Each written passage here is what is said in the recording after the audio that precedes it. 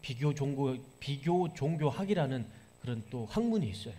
철학과나 비교 종교학에서는 그런 얘기해도 돼요. 진화론을 얘기해도 되고 창조론을 얘기해도 되고 학문적으로는 그게 가능하지만 신학교에서 그런 걸 얘기하면 안 되죠. 그런데 그거를 한국교회에서 이제 지금 나누어졌어요. 맞다, 틀리다. 여러분들 생각 어떻습니까? 저는 그렇게 하면 안 된다고 생각을 해요. 그거는 하나님 앞에 맞는 게 아니죠. 유신론적 진화론은 신학교에서 외치면 안 되고 신학교 교수가 외쳐야 할 이론은 아닙니다. 절대 그러면 안 되죠. 얼마 전에 미국 감리교회 UMC라는 이 미국에 있는 연합 감리교 단체에서 법을 하나 만들었는데 그게 무슨 법이냐면 동성애자가 이제 목사 안수를 받게 됐어요. 동성애를 하는 사람도 목사가 될 수 있어요. 미국에서는. 사진 한번 보여줘 보세요. 감리교회에서 난리가 났죠. 우리 한국 감리교회에서는. 동성애자가 어떻게 목사의 안수를 받을 수 있어요? 네, 내려주세요.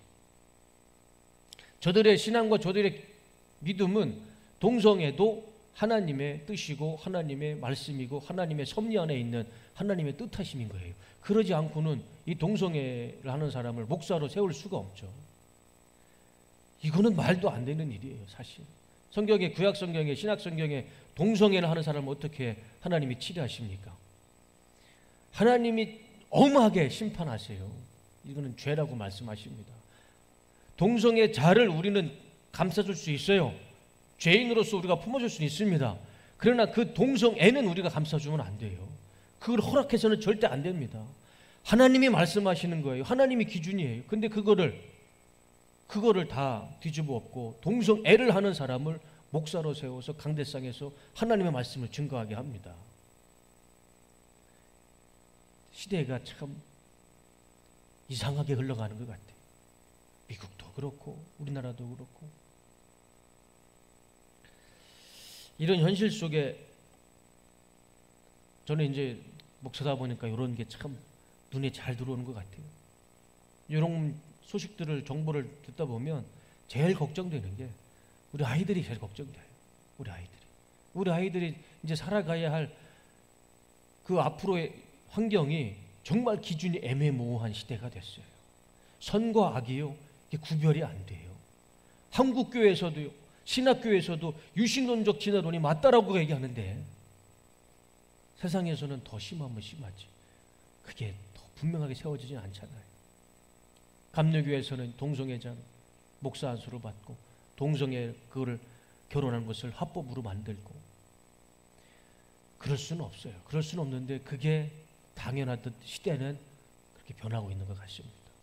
우리야, 우리 기성세대야 이제 그건 다 알고 기준은 있지만 여기 있는 우리 아이들이 자라는 그 시대에는 그 기준이 애매모호하잖아요.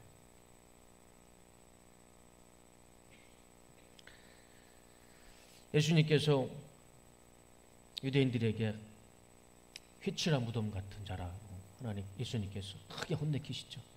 그게 결국은 겉과 속이 다른 거예요.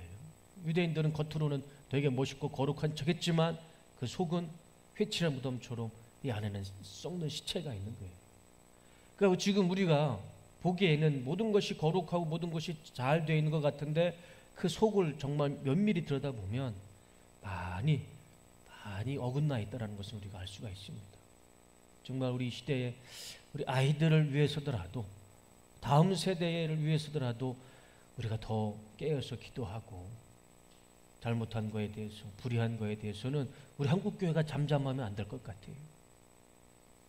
우리야 이제 이렇게 바른 믿음 가지고 하나님 부르시면 천국 가면 그만이지만 우리 다음에 우리 아이들은 어떻게 그 기준도 모호한 시대를 살아가면은 누구를 원망하겠습니까? 제가 오늘 신문을 보는데 정말 깜짝 놀랐어요. 제가 자꾸 이런 걸 말씀을 드리냐면 우리가 좀 기준을 좀 세웠으면 좋겠어요. 데이비드 차라는 선교사가 있습니다. 아마 아시는 분도 아시겠어요. 사진 한번 보여줘 보세요. 차영규라는 목사입니다. 알고 봤더니 우리 침례신학대학교를 졸업한 침례교 목사더라고요. 지금은 교단을 탈퇴했습니다. 저거 가운데 있는 사람 저 김선배 총장이고 그 옆에 있는 사람이 데이비드 차라는 목사입니다. 네, 내려주세요. 근데 저 사람이 책을 통해서 집회를 통해서 정말 영향력 있는 사람이었어요. 저도 저 사람의 설교를 많이 들었고 또 도전도 받았어요. 근데 얼마 전에 저 데이비드 차 목사가 사진이 공개됐습니다. 유럽에서 이 데이비드 차의 아내가 아닌 다른 여자와 같이 불륜 행각을 하는 사진이 공개가 됐어요. 킹덤 오브 아미 미션이라는 캄 선교회를 만들었는데 그 선교회 직원이랑 바람이 난 거예요. 그래서 유럽에 가서 둘이 사진을 찍고 불륜 사진을 찍고 그게 이제 언론에 공개가 됐습니다. 그래가지고 지금 소송 중에 있다고 하더라고요. 그 사진 속에 둘이 똑같은 신발을 신었는데 이게 명품 신발이었는데 그게 한 켤레당 200만 원짜리였어요.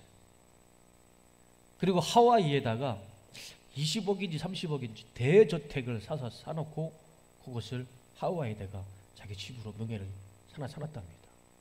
그 돈이 어디서 났을까요? 그 돈이. 선교사가 무슨 돈이 있어요? 선교사가 무슨 돈이 있어서 20억이 넘는 그 큰 돈을 가지고 하와이에다가 그 대저택, 큰 땅을 살 수 있겠습니까? 그리고 선교사가 무슨 돈이 있다고 자기 아내도 아닌 다른 여자한테 200만 원짜리 운동화를 선물할 수 있겠습니까?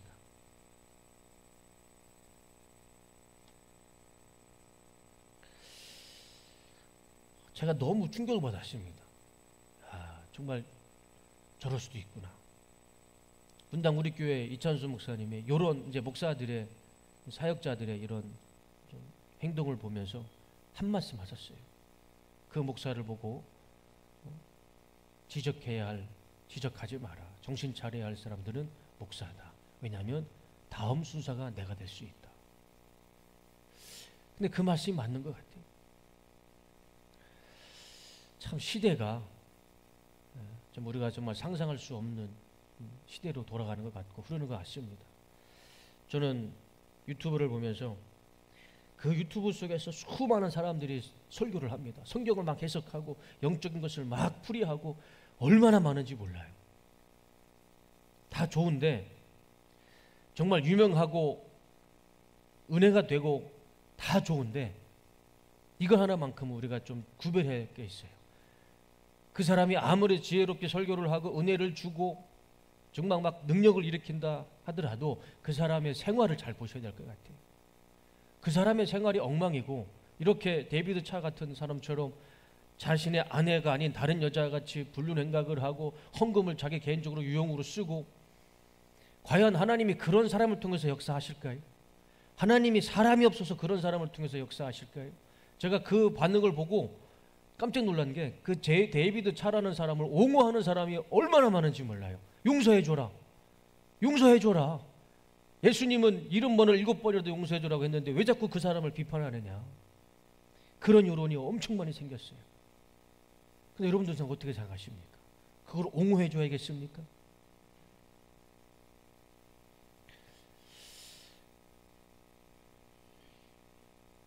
그 사람의 생활을 보고 그 사람의 사생활을 보았을 때 그것을 통해서 우리가 이것이 하나님의 역사인지 사단의 역사인지 그것은 우리가 영적인 분별은 가능해질 거라 생각을 합니다. 유튜브를 통해서 우리가 분별해야 할 명확한 기준은 그 사람의 사생활이에요. 그 사람이 하나님 앞에서 사람 앞에서 어떤 생활을 하느냐. 우리 하나님은 사람이 없어서 그런 사람을 쓰시지 않죠. 하나님의 역사일 수도 있겠지만 그 반대일 수도 있습니다. 최덕신이라는 찬양 사역자 아시죠? 최덕신 목사. 우리가 한국교회의 찬양 사역자 1세대라고 하는 사람이고 우리는 정말 이 최덕신이라는 분이 만들었던 찬양을 거의 예배 때마다 불러요. 사진 한번 보여줘 보세요. 이분입니다. 나 가진 재물 없으나부터 해서 나 그 이름 10편 23편 네, 내려주세요.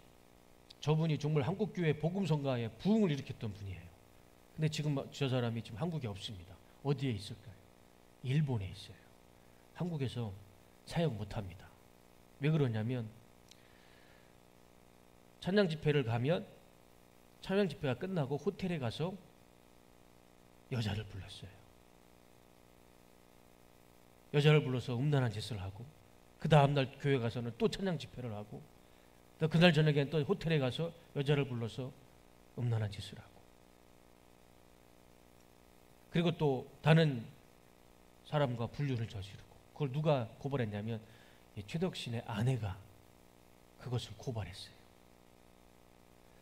그래가지고 이혼을 했고, 불륜했던 그 여인과 같이 한국에서는 더 이상 살 수 없어서 일본으로 넘어갔어요. 그래서 일본에서 교회를 세워서 지금 목회를 하는데, 그런데도 우리 지금도 최덕신 씨라는 사람은 한국 교회에서 찬양 집회를 하고 있습니다.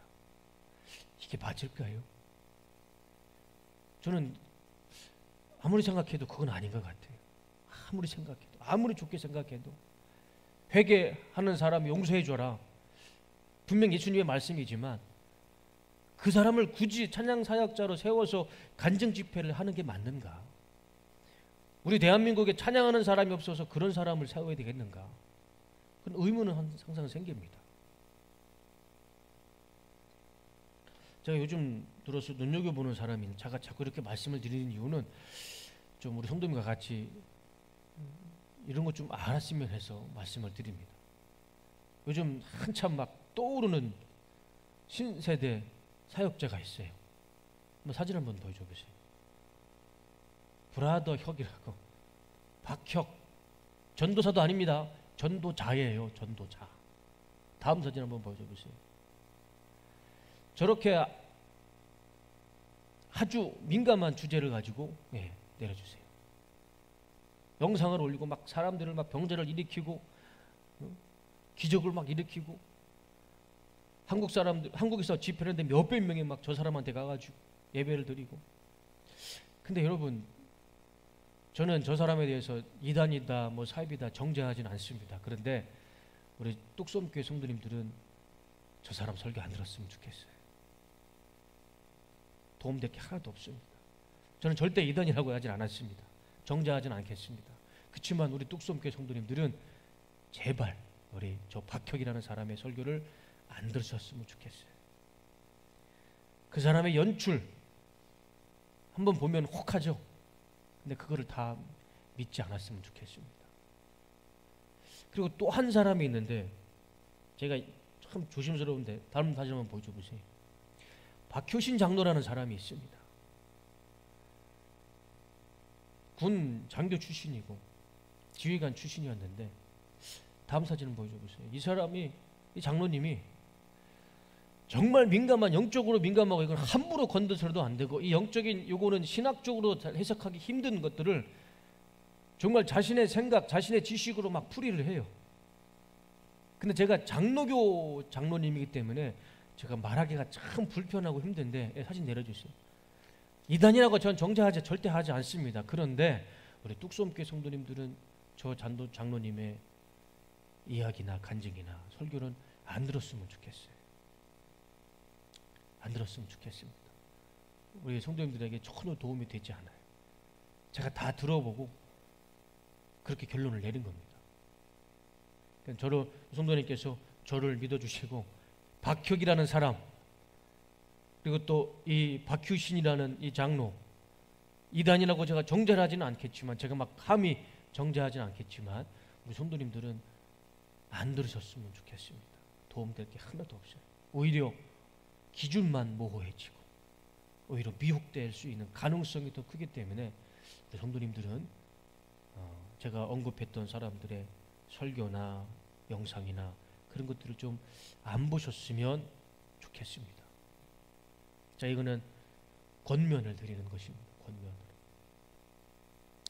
이 시대는 참 분별의 은사, 분별의 영이 필요한 시대인 것은 분명한 사실입니다. 신학교에서부터 이거 창조론을 이야기하지 않고, 이야기하지 못하게 하고, 동성애를 신학교에서부터, 장로교 신학교에서부터 동성애를 하나님의 뜻이라고 말하는 이런 말도 안 되는 그런 시대에 살아가고 있고, 어디 출신인지도 모르는 사람이 유튜브에서 연출을 만들어서 막 사람들을 막 병자를 치유하고,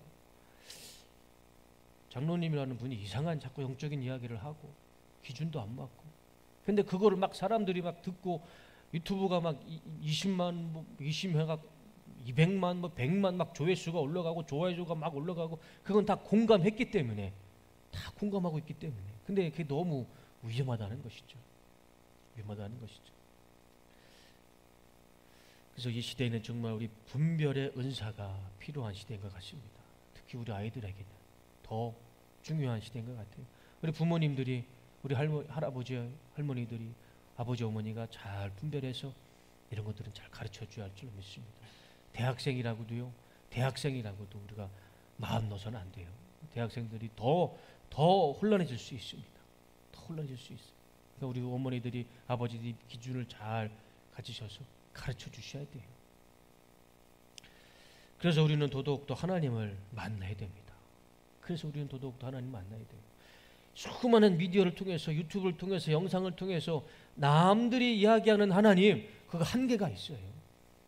남들이 전하는 영적인 해석, 영적인 분별, 그거 한계가 있어요. 그게 진짜인지 가짜인지도 구별을 하기도 쉽지 않아요. 저도 잘 모르겠어요.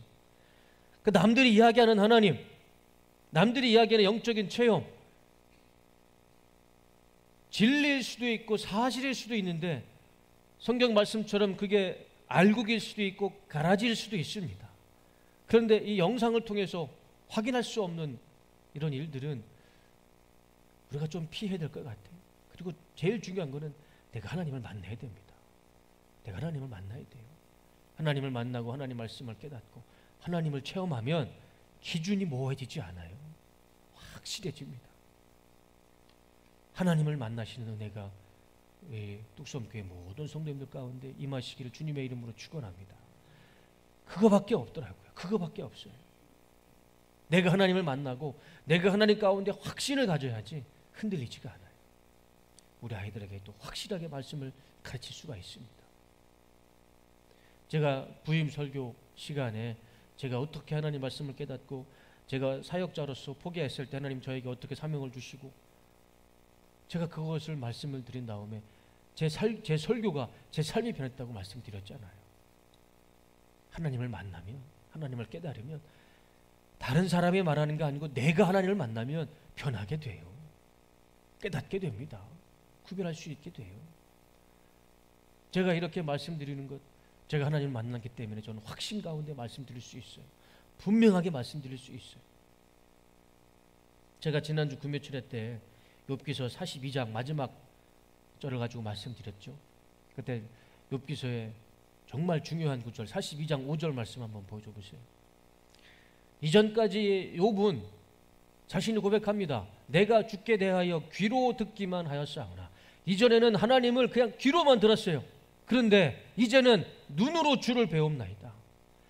이제 욥이 진짜 하나님을 만났고 하나님을 음성을 들었어요. 그리고 나서 욥이 인생이 어떻게 변했습니까? 저 고백을 할 이전까지는 욥의 인생에 고난밖에 없었어요. 그리고 저 고백을 하고 저 고백을 한 이후의 인생은 욥이 완전 인생이 바뀌었습니다. 고난과 저주의 인생이 아니었어요. 하나님의 축복의 인생으로 바뀌었습니다. 제가 지난주에 말씀드렸잖아요. 그 기준이 딱 저 고백이었어요. 내가 눈으로 주를 배웁니다. 하나님을 만났을 때 그 인생이 변하는 겁니다.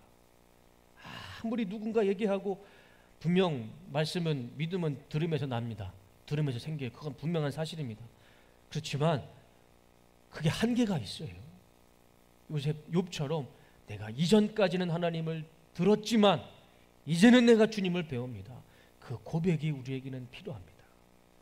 그런 만남이 이 시대에는 더더욱 더 필요할 줄로 믿습니다.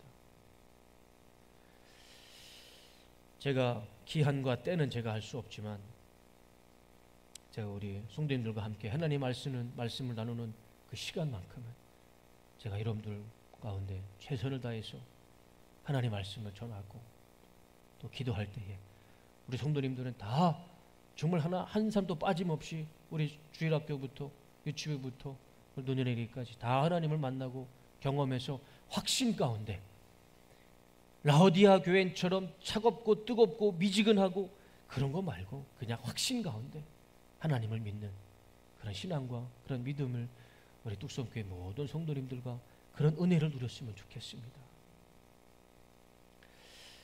오늘 본문의 말씀을 잠깐 말씀을 드리고 설교를 마치고자 합니다. 오늘 본문의 말씀도요, 예수님을 만난 사람, 예수님을 만난 사람이 그 인생을 변한 걸 알 수가 있어요. 예수님께서 길을 가실 때 두 맹인이 예수님을 향해 소리를 지릅니다. 다윗의 자손이여 나를 불쌍히 여기소서. 그 예수님의 어느 집에 들어가시죠. 그 집까지 이 두 맹인이 쫓아갑니다. 그랬을 때 예수님이 두 사람을 세워놓고 물어보시죠. 내가 너희의 눈을 뜨게 할 것을 믿느냐? 그러니까 이 사람들이 얘기하죠. 예, 우리가 믿습니다. 그랬더니 예수님이 또 말씀하시죠. 그래, 그러면 네 믿음대로 되어라. 그래서 눈이 떠요. 자, 간단하게 두 가지만 한번 말씀을 보자고요. 첫 번째, 하나님을 찾는 자에게 은혜가 있습니다. 이 두 사람은 자신의 힘으로는 도저히 해결할 수 없는 인생의 문제가 있었습니다. 평생을 어둠 속에 살았어야 돼요. 평생을 빛을 보지 못하고 어둠 속에 태어나서 어둠 가운데 살다가 어둠 가운데 죽어야 돼요. 그게 이 사람의 평생의 삶이었습니다. 이 문제를 해결할 수가 없었어요. 그런데 어느 날 볼 수는 없지만 귀로는 들었어요. 예수라는 사람이, 기적을 일으키는 사람이 자신의 동네에 왔고 자신 앞에 지나가는 소리를 듣습니다. 그랬을 때 이 두 사람들이 인생에서 가장 최선의 방법이 뭐였냐면 예수님을 부르짖는 거였어요. 볼 수는 없어도 들을 수는 있었잖아요. 듣는 게 있었잖아요. 예수라는 분이 어떤 사람인지 들었잖아요. 그거를 붙잡고 예수님이 불렀습니다. 이 두 명의 인생 가운데 이 방법 말고 다른 방법이 있을까요? 이 방법 말고 최선의 방법이 또 있을까요? 이 사람들이 자신의 눈을 뜨고 싶어서 자신의 방법을 최대한 사용하지 않았을까요? 다 안 됐잖아요. 이 사람에 있어서, 이 두 사람에 있어서 최선의 방법은 예수님을 부르짖는 거였습니다. 그리고 예수님께서 그들 앞에 내어놓고 믿음대로 될지어다. 눈이 떴었어요. 지금 우리가 이 말씀을 보면서 우리가 생각해 봐야 할 것은 이 두 명의 맹인이 이 소경된 사람이 예수님을 만날 수 있었던 이유, 그리고 이 두 사람이 눈을 뜰 수 있었던 이유, 그 첫 번째 이유가 무엇이었을까요? 그 이유가 무엇이었을까? 예수님을 부르짖었죠. 듣고 예수님이 어떤 사람인지를 들었고 그 예수님을 부르짖었을 때 예수님께서 그 사람을 불러서 집 앞에다가, 자신의 앞에다가 세워놨던 겁니다. 어떤 특별한 것이 아니었어요. 그냥 예수님을 부르짖었습니다. 다윗의 자손이여 우리를 불쌍히 여기소서. 이거 하나였을 때 예수님은 그 인생 가운데 기적을 베풀어 주셨습니다. 하나님을 부르짖고 하나님을 찾는 자가 하나님을 만나는 것은 당연한 것이죠. 잠언 8장 17절 말씀 한번 보여주시겠어요? 나를 사랑하는 자가 나의 사랑을 받을 것이며 나를 간절히 찾는 자가 나를 만날 것이다. 당연한 것이죠. 하나님을 찾는 자가 하나님을 만나는 것이고 예수님을 부르짖는 자가 예수님을 만나는 것은 당연한 것입니다. 우리 이 시간 하나님을 찾으시고 예수님을 부르짖으실 때에 우리 살아계신 하나님께서 여러분들을 만나 주실 것이고 우리 예수님께서 여러분들을 만나 주시는 은혜가 있을 줄로 믿습니다. 두 번째는 하나님을 믿는 자에게 은혜가 있습니다. 예수님은 이 두 사람의 눈을 그 자리에서 순식간에 고쳐주실 수 있어요. 그렇지만 예수님은 먼저 한 가지를 물어보십니다. 28절 말씀이죠. 예수께서 집에 들어가시면 맹인들이 그에게 나아오거늘 예수께서 이르시되 내가 능히 이 일을 할 줄 믿느냐. 아니 그냥 예수님은 눈을 만지시고 그냥 뜨게 해주시면 돼요. 우리 예수님이 그런 능력이 있으시잖아요. 죽은 자도 살리시고 38년 된 병자도 치유하시고 혈우병에 걸린 여자도 살리시고 고치주시는데 이 맹인 두 사람 그냥 예수님이 그냥 눈을 떠라 말씀하시면 됩니다. 그런데 예수님이 먼저 물어보셨어요. 너희가 눈을 뜰 것을 믿느냐? 예수님은 믿음을 먼저 물어보셨어요. 믿음을 먼저 요구하셨습니다. 그랬을 때 이들이 대답을 하죠. 28절 예수께서 이르시되 내가 능히 이 일을 할 줄 믿느냐? 대답하되 주여 그리하오이다. 그리고 나서 예수님은 이 두 사람의 눈을 만지시고 이렇게 말씀하셨죠. 29절과 30절 이에 예수께서 그들의 눈을 만지시며 이르시되 너의 믿음대로 되라. 예수님이 저런 대화가 필요 없으신 분이셨잖아요. 예수님의 능력을 우리는 조금 더 의심할 수 없잖아요. 그냥 그 자리에서 고쳐주셔도 돼요. 그런데 예수님은 그 두 맹인에게 믿음을 물어보셨어요. 내가 고쳐줄 것을 너희는 믿느냐? 그 믿음을 요구하셨던 겁니다.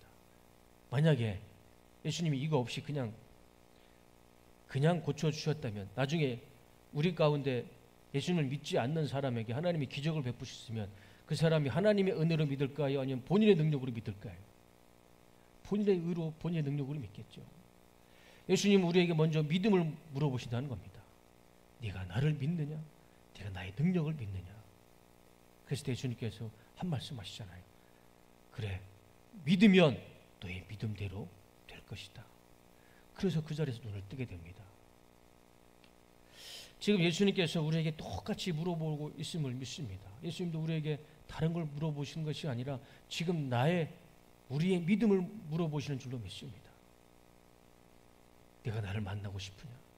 내가 너의 병을 치료해 줄 것을 믿느냐? 네가 구원의 확신을 주기를 네가 믿느냐? 예수님께서 우리에게 요구하시는 것은 큰 것이 아닙니다. 우리의 믿음을 요구하시는 줄로 믿습니다. 이 시간에 예수님께서 우리에게 믿음을 물어보실 때 하나님 앞에 고백하시기는 그런 은혜가 있었으면 좋겠습니다. 아멘. 내가 주님을 믿습니다. 내가 하나님을 믿습니다. 하나님께서 나의 병을 고쳐주실 줄로 믿습니다. 하나님께서 나를 만나주실 줄로 믿습니다. 하나님께서 나를 구원의 확신으로 확신 가지고 살게 해주실 것을 믿습니다. 그런 믿음을 먼저 하나님께서 요구하신다는 것입니다. 그런 믿음을 하나님 앞에 고백하고 하나님 앞에 기도했을 때 하나님 우리를 만나는 그런 은혜를 베풀어 주실 줄로 믿습니다. 우리의 믿음대로, 우리가 믿고 기도하는 대로 하나님께서 역사해 주실 줄로 믿습니다. 그것이 뭐가 됐든 하나님께서 우리에게 우리의 믿음을 보시고 은혜 베푸시고 역사하는 은혜가 우리 뚝섬 교회 가운데, 우리 성도님들 가운데 나타나시는 은혜가 있으시기를 예수님의 이름으로 축원하고 축복합니다. 두 가지입니다. 첫 번째, 하나님을 찾는 자에게 하나님을 만나 주실 것이고 하나님의 은혜를 베풀어 주실 줄로 믿습니다. 또 하나, 하나님은 우리에게 믿음을 요구하신다는 거예요. 다른 거 다 요구하지 않아요. 네가 나를 믿느냐? 내가 너희의 눈을 뜨게 할 것을 믿느냐? 하나님은 우리에게 믿음을 요구하신다는 것이죠. 이 시간에 하나님을 그 믿는 믿음으로 고백하시고 기도하실 때 하나님 가운데 우리에게 기적을 베풀어 주실 줄로 믿습니다.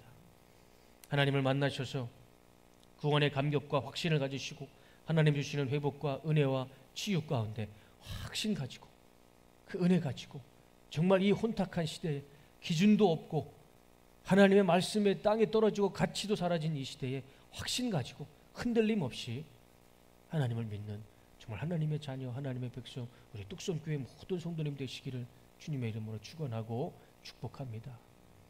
우리 시간에 이 찬양을 같이 불렀으면 좋겠어요. 기적의 하나님이라는 찬양인데 이 찬양을 아마 아시는 분도 있을 거고 모르시는 분도 있어서 악보를 한번 가져와 봤습니다.